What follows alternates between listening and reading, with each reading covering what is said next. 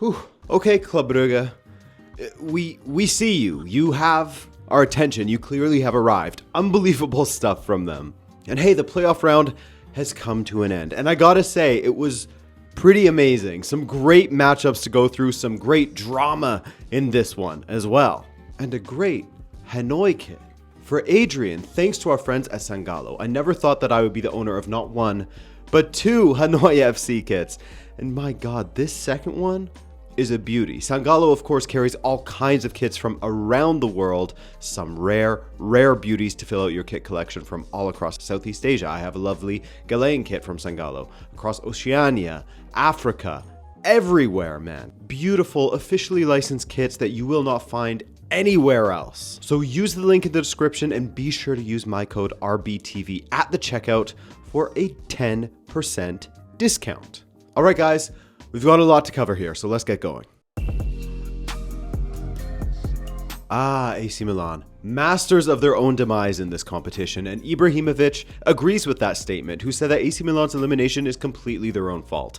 Last week, we saw Mike Maignan making a pretty big mistake, letting a strike in that he should always be saving, but seemingly has a bit of a habit of letting in strikes like that at the near post. The near post seems to be the kryptonite of a few keepers, hey? AC Milan scored in the first minute of this match, the first 40 or so seconds, and it was Santi Jimenez with one of the easier goals of his career against his former club, just touching it in at the back post, and things were looking good for AC Milan. They looked like they would go on to win it. I mean, that left side of Rafael Leão and Theo Hernandez was looking dangerous. The one thing that was giving me pause, however, was that Theo was essentially playing as a second winger alongside Rafael Leão and not getting back as quickly as he should, which is nothing new if you've been following him at AC Milan this season, with how Fonseca took exception to it, how Conceição also took exception to it, and it felt like that would be the weak spot for Milan in this match. Theo getting forward and Haj Musa punishing him in the other direction. Feyenoord's right winger who has boatloads of pace. So maybe Feyenoord would hurt Milan on the counter, right? If Theo got a little overly ambitious. And he did do, but in a way you maybe wouldn't expect, or maybe you would if you watch him regularly, as he tried to con the referee into a penalty, but good old Simon Marciniak was not having it and booked him for diving. His second yellow, and sent him off. The referee got it absolutely correct. Ridiculous dive from Theo, deserved yellow, and he was gone. From there, Milan looked strong still for a few minutes at least, but eventually with the substitutions that had to be made, 19-year-old Bartosegui lost track of Carranza and Feyenoord took the lead once again. Also, that ball in from Bueno was tasty. Great assist there.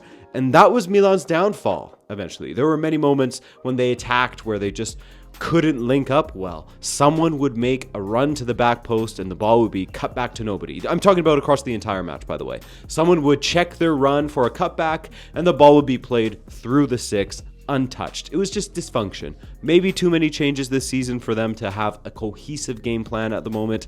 It won't help them financially, but maybe being out of Europe is best for them. And on the other side of it, huge shout out to Feyenoord, who sacked their coach, are 14 points off the top in the Eredivisie, and with their interim manager, eliminate AC Milan. Wow.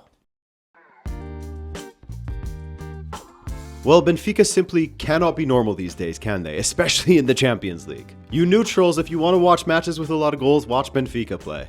So, Monaco, without their two starting midfielders, as mentioned last week, and yet they caused a ton of problems for Benfica. In fact, they thought they should have had a penalty early in this one after Mbolo went down after he tried to touch the ball away from Trubin.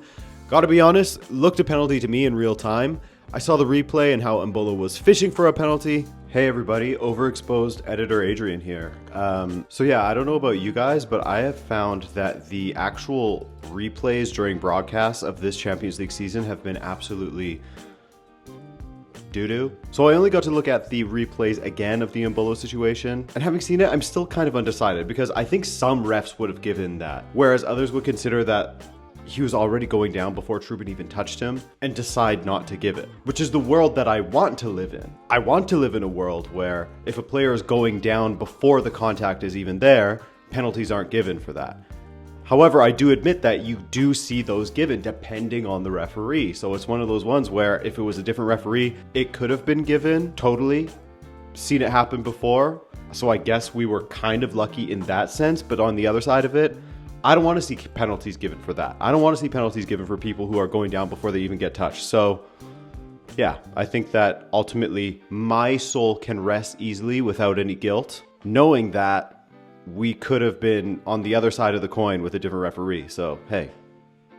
All right, back to the host of the show, Adrian. Not sure why Mbolo got the start. Beereth is a much better option in my opinion. Even Lenakena would be a much better shout in my opinion, as you guys will also see later. But anyway, we later saw that we can believe in world peace as a Greek guy set up a Turkish guy for a goal. A slip at the back from Monaco led to Pavlidis getting on it.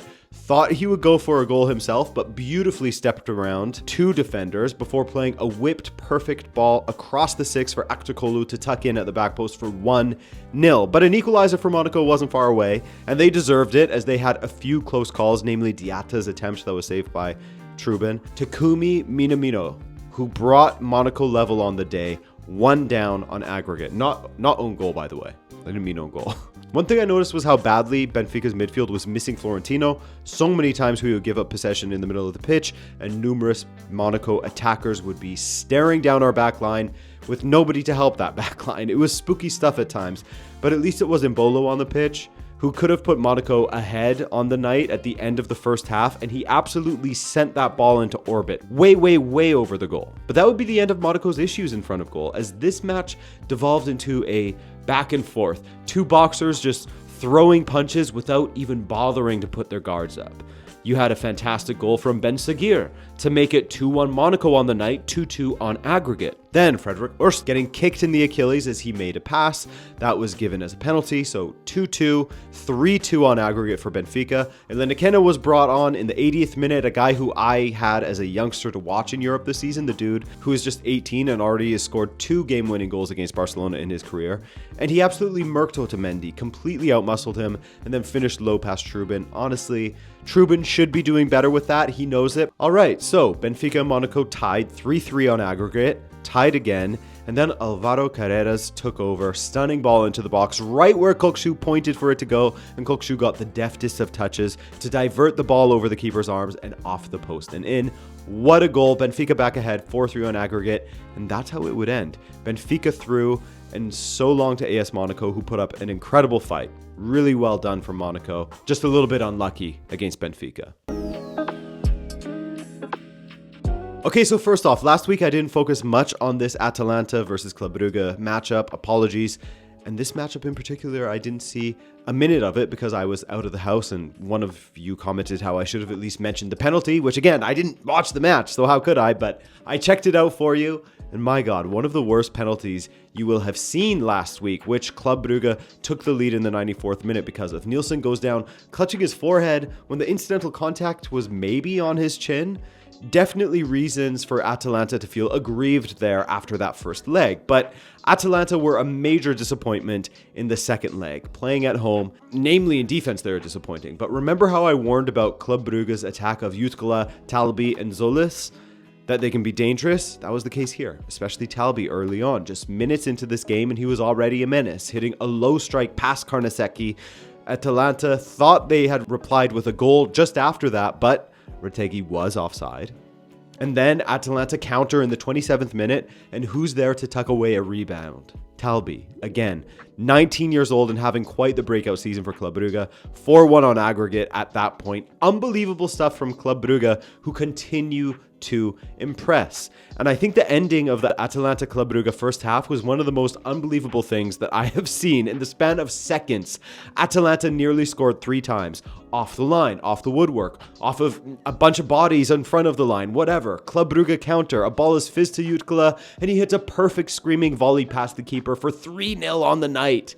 Insane. 5-1 on aggregate at halftime. Now, Atalanta would get one back early in the second half, and they would be constantly buzzing around the Club Brugge box. They had 19 shots in the second half alone, with an expected goals of 2.12. They had a penalty from Ademola Lookman, get saved well by Simon Mignolet as he dove down to his left beautifully. But Club Brugge were resolute and have seemingly found their 20 matches unbeaten form again. Massive from them, 5-2 on aggregate. Most people thought that this scoreline would be appropriate for Atalanta in the other direction, but it's Club Brugge who pull it off. I mean, yeah, I had belief in Club Brugge, but ultimately believed Atalanta would be too much for them. but their ability to defend, to counter, and be efficient with their finishing is really, really impressive. Also, the way in which Toloi got himself sent off was absolutely hilarious. Tried to throw the ball angrily at his opponent, failed, then chased after him and rugby tackled him. I mean, talk about absolute head loss, right? So yeah, congrats to Club Brugge. They are through, not a team to take too lightly at this point either. Hey, what's up everybody? Adrian here. I'm the guy that actually edits the videos. And Adrian, who hosts the videos, recorded that video immediately after the matches had finished. So, some interesting things came out following Atalanta versus Club Brugge from Gasperini, a guy who you guys know I love him, but I also know that he's a bit of a difficult character, we'll say. So here's what he had to say. Quote, "Lookman was not supposed to take that penalty. He is one of the worst penalty takers I've ever seen. He has a frankly terrible record even in training. He converts very few of them. Retegui and De Ketelaere were there, but Lookman, in a moment of enthusiasm after scoring, decided to take the ball, and that was a gesture I did not appreciate at all." Well, that's not great, having your coach blast you like that publicly. So Lookman has since replied, and granted guys, if you didn't already know, there was a point this past summer where it looked like Lookman wanted to leave Atalanta, and then they came to some sort of agreement and he ended up staying with the club. But it seems like things were already tense between himself and Gasperini. So here's what Ademola Lookman said on social media earlier today. Well, today is Wednesday, as I'm editing the first portion of this video. Quote, "It saddens me on a day like this to have to write this statement, most of all because of what we have achieved together as a team and as a city. Being singled out in a manner I have been not only hurts, but feels deeply disrespectful, not least because of the immense hard work and commitment I have always put in each and every day to help bring success to this club and to the incredible fans of Bergamo. In truth, I have dealt with many difficult moments during my time here, the majority of which I have never spoken about because in my opinion, the team must always be protected and must come first. This makes what happened last night even more hurtful. During the match, the designated penalty taker instructed me to take the penalty, and to support the team, I took responsibility in the moment to do so."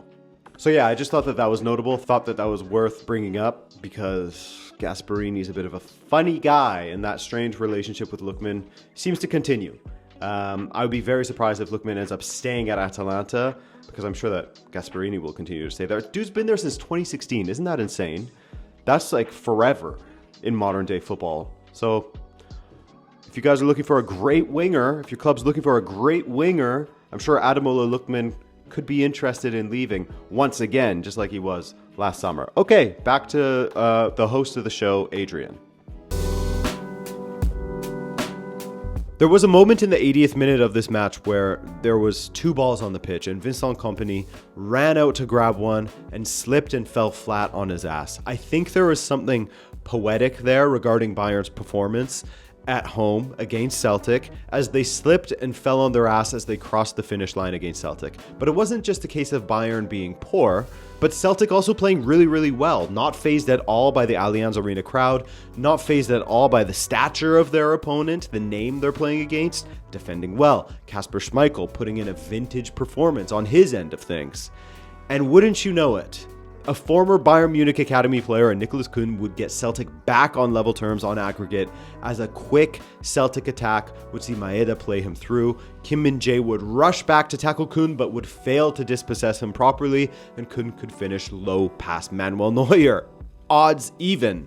A lovely moment for Celtic, and it of course caused some panic among supporters in the arena. You could see it in their faces as it showed a string of shots of shocked Bayern supporters following that goal, and Kompany replied in due measure with a few substitutions, attacking substitutions, to try and turn things around for Bayern. Kimmich was one of the best players that forced a few saves out of Schmeichel in this match, most notably from a free kick where he had the second bite of the apple and his deflected strike tested the Celtic keeper, but he was also setting up his teammates for dangerous opportunities that they just couldn't take. Celtic had chances as well, such as Maeda's chance in the 70th minute, a great counter from Celtic, Maeda diving and heading it straight at Neuer. Goretzka, he also had a chance with a diving header as well, which went just wide in the 74th minute.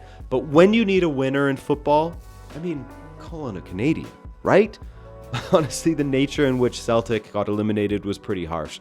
94th minute, a ball bundled over the line from an attempted clearance following a great save from Kasper Schmeichel, but it felt like it was kind of inevitable. With the way Bayern were attacking, the goal was coming, but I feel like Celtic at least deserved 30 more minutes in extra time. A 94th minute goal to get eliminated is an absolute dagger, but hey, I mean, most didn't expect them to push Bayern to that point, so credit to Celtic. The other side of it is that Bayern are looking poor again in the Champions League. Haven't seen the best of them there, but then again, they also had an expected goals of 0.05 against Leverkusen this past weekend, playing some bunker-ass, Helms-deep, horrendous ball against them. So it's not just a Champions League thing so much, they're just not really at their best under Vincent Kompany this season. But they find a way to advance. Bayern are through. Honestly, this match wasn't a great watch. I mean, I didn't expect much from Sporting to begin with. Not in the greatest of form. Missing some of their best players. 3-0 down already. And playing against a German side.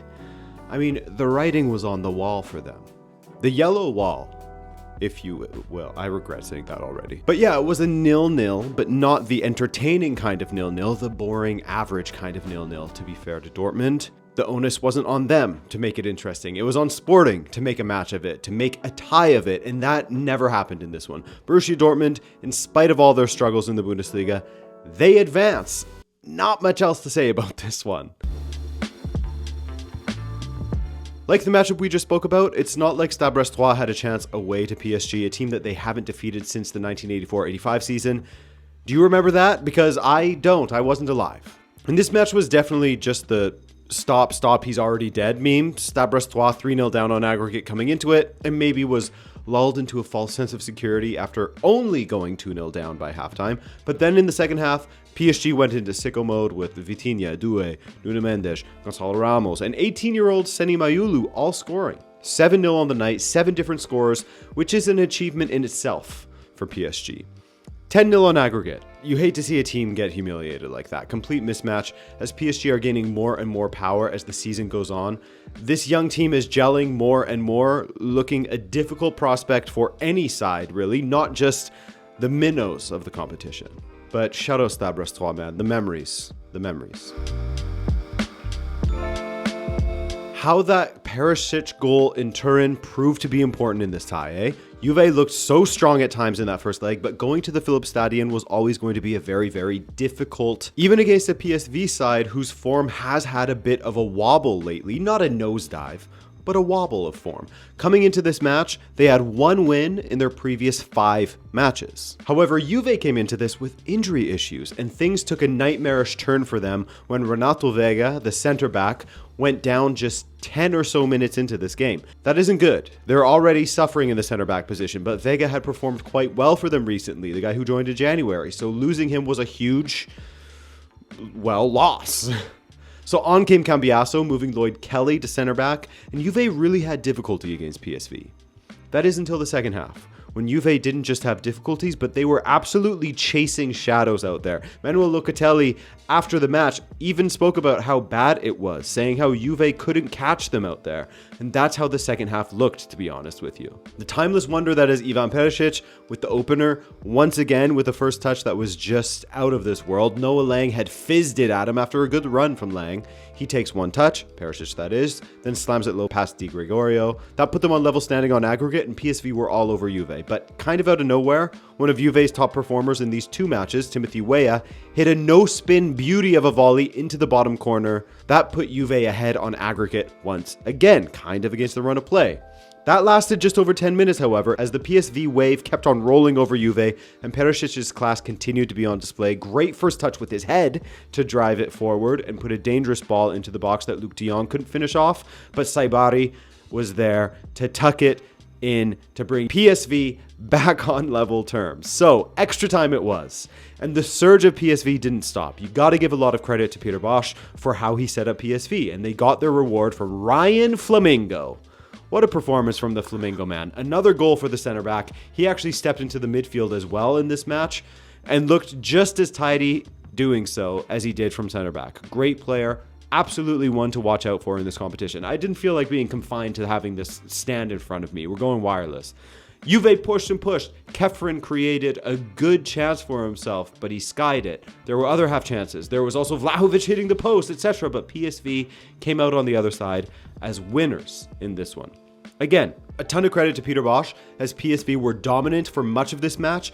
But I do wonder, if you're a Juve supporter, are you frustrated with how passive Juve were at times? How content they seem to be to just sit back until that shot them in the foot. Juve showed in this match that they could really take the match to PSV, as they did at the end of extra time when they were desperate for a goal. They had it in them, but they sat back too much in this one.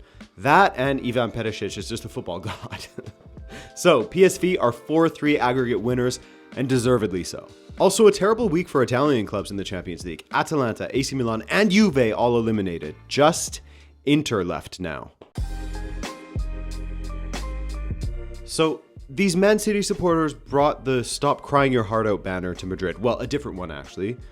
Do you guys have like a humiliation fetish at this point? First Aguero saying he'll cut his balls off if City don't beat Real Madrid. Then the banner last week just inviting a collapse. Then you bring another version to Madrid and you get smoked. Anyway, this was an interesting lineup from City, as there was no Kevin De Bruyne or Haaland, both nursing knocks, but I'm not sure how much of a difference they would have made.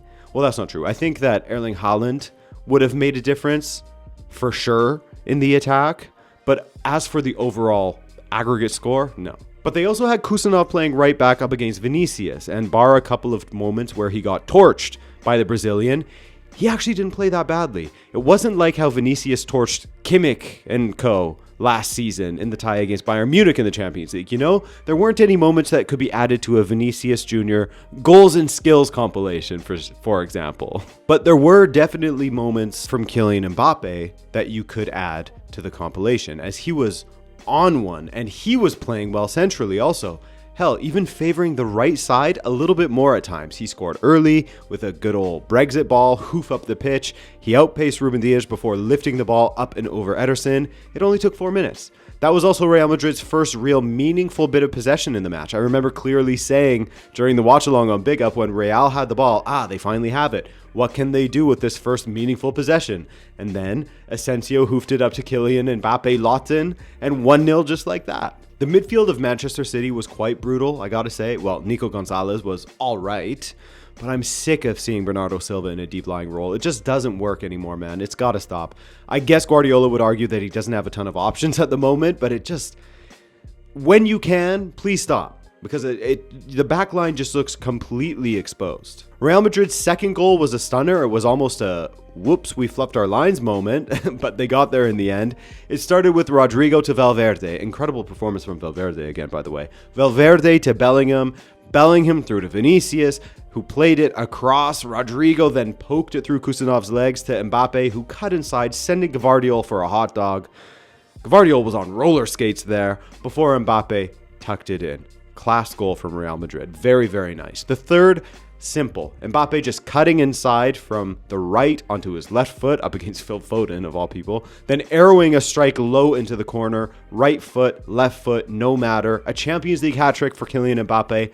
And that made it 6-2 on aggregate at that point. Now, Marmoush would hit a free kick, showing why he's so good at free kicks, off of the bar later that Nico Gonzalez would tuck away the rebound, but 6-3 on aggregate in the end. Real Madrid's attack looks like it's starting to click, but there is something you have to consider. Man City also conceded 3 or more goals against Sporting, Tottenham, Feyenoord, PSG, and Arsenal this season, twice against Real Madrid. So take nothing from Real Madrid's attack, of course, stunning goals, but the bigger surprise of all of this in this season isn't that an attack with Mbappé, Rodrigo, Bellingham, and Vinicius is good. The surprising thing is how low the standards of Manchester City's defending has gone. So Real Madrid looking strong. Now that Rudiger is back, the defense looks solid. Still a shame that Valverde is to play in defense, as having him in the midfield is more fun, but he's looking good as an attacking fullback. Some of those whipped balls into the box were lethal.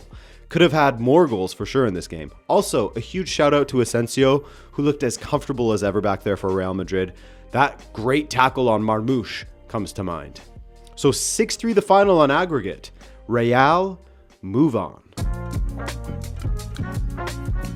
So just quickly, guys, the draw will be on Friday, this Friday, and here are the potential matchups. PSG will be drawn against Liverpool or Barcelona. Club Brugge will face Lille or Aston Villa. Real Madrid will be up against Leverkusen or Atletico Madrid.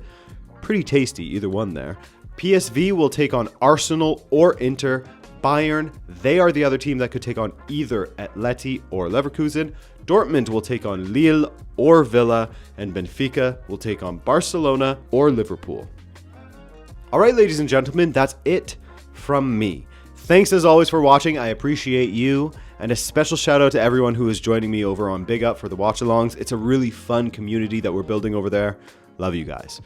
Love all of you, to be honest. But all right, thanks again, guys, and I will see you soon. Take care.